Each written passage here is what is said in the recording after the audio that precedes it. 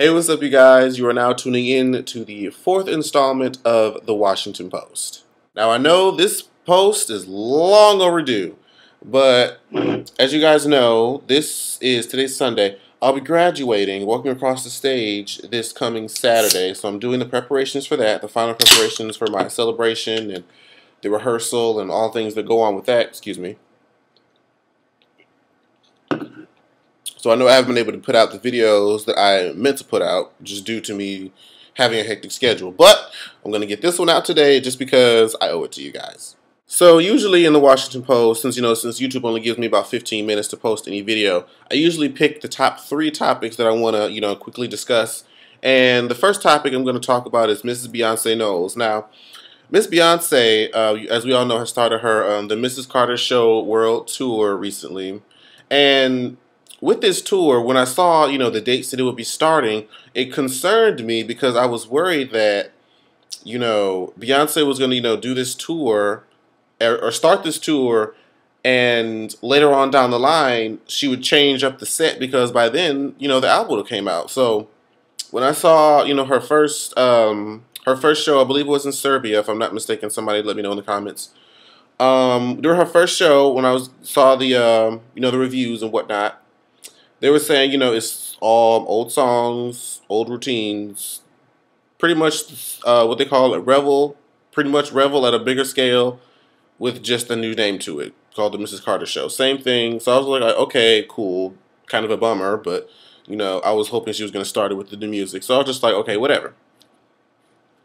Then she gets to Paris, I believe, and we see the first live performance of Grown Woman. And so this is what, what I wanted to bring this to the table for.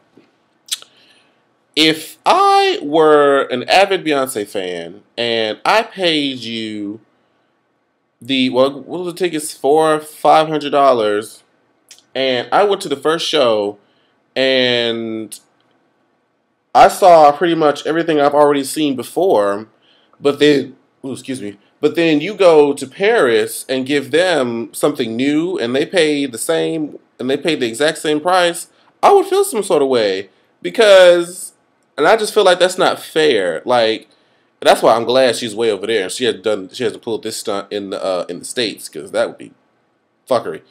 But I just don't feel like it's fair for you to add new songs to the set after you've already performed 1 or 2 dates. Like, I don't feel like it's fair to the other 2 dates. I feel like it would have been better if she could have delayed the show for however many weeks. I know there's a lot that goes into, scheduling for a world tour and all, but it just still doesn't seem right to give people one show and then add new stuff that we've been waiting for to the later dates. And, it just doesn't seem fair.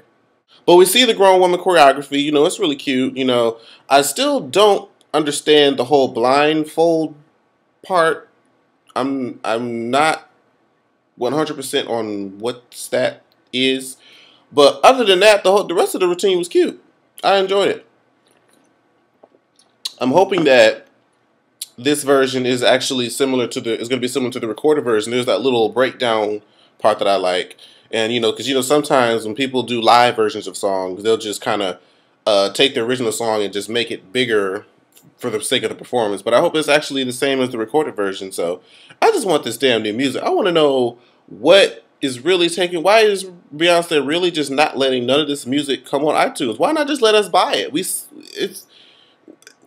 is she waiting for? Somebody please tell me. I really want to know. What is she waiting for? We already know what the song sounds like. You performed it. We've seen it. So why not just let it go to the public? What's the hold up? Next topic, Miss Ray J and this I Hit It First video. Ray J, we thought that this I Hit It First was just going to be a song that just you made when you were drunk and high off Molly's and just so happened to leak through the internet through an evil ex-girlfriend or some backstabbing friend that you had that just wanted to humiliate you. We just knew that this was an accident, that this was not intended. We just knew that. We just knew, and we was going to laugh, and, we thought you were just going to be embarrassed, and it was just going to move on.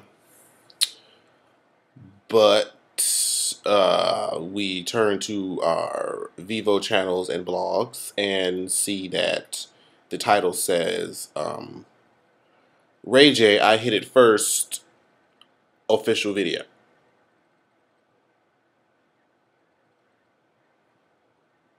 Bitch, Ray J, you really tried it with this one. Are you serious? What? And then had the nerve to, and you know what?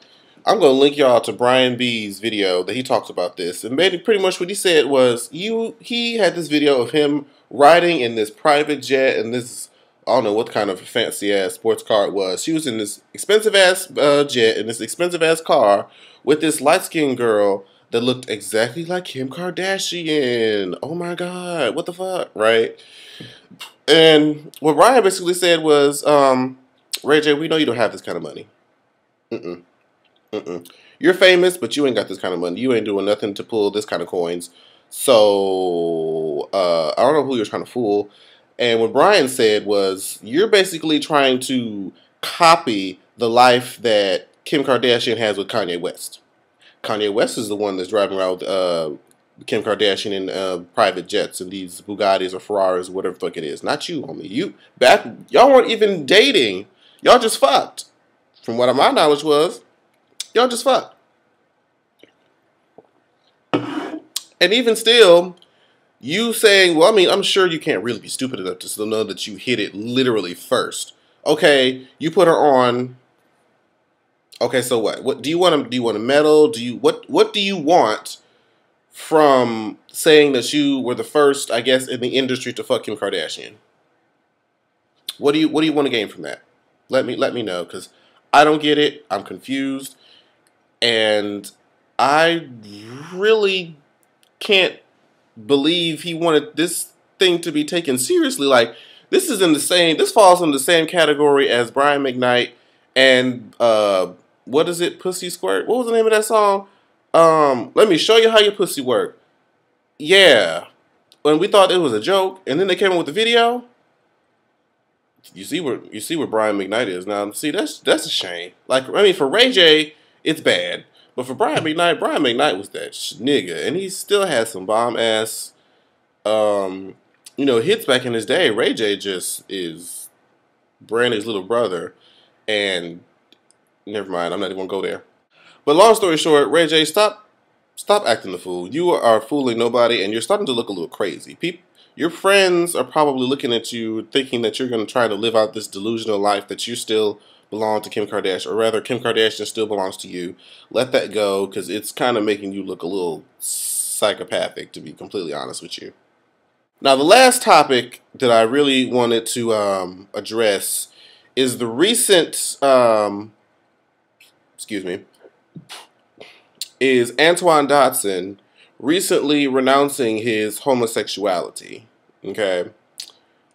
This started, as you said, he started on Facebook, and he started to, go on in reference to how he's going to change his life. And then he had a HuffPost Live session with the interviewer, and they discussed it. And I'm not sure if most of you probably won't know, but this time, last May of 2012, I actually traveled, and I traveled with Lionel of 3LWTV, and I got to meet Antoine Dodson face to face for his interview with 3LWTV, and then he was pretty much what I expected, or what I had known him to be. He was really nice, really cool, very intelligent, more intelligent than what the media is going to portray. But behind closed doors, he was very intelligent and was knowledgeable about a lot of stuff. But with this renouncing of homosexuality, okay.